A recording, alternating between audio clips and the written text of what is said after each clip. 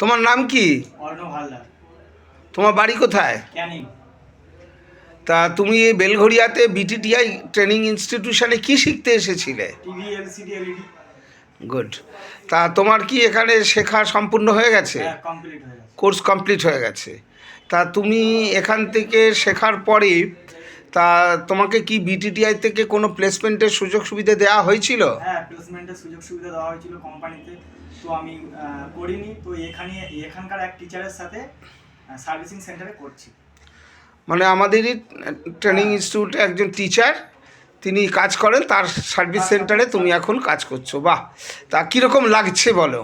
খুবই ভালো লাগছে। গুড। এখন কাজকর্মগুলো তুমি সঠিকভাবে বুঝতে পারছো? হ্যাঁ, একদম একদম। তোমার কোনো অসুবিধে হচ্ছে না? হ্যাঁ, কোনো অসুবিধা হচ্ছে না। অসুবিধা হলে স্যারকে জিজ্ঞাসা করছো। ঠিক আছে, তুমি এরকমভাবে কাজ চালিয়ে যাও। বেশ কিছুদিন থাকতে থাকতে দেখবে ধাতস্থ হয়ে যাবে, তারপর তুমি নিজেই সার্ভিস সেন্টার করে নিজে কাজ করতে পারবে।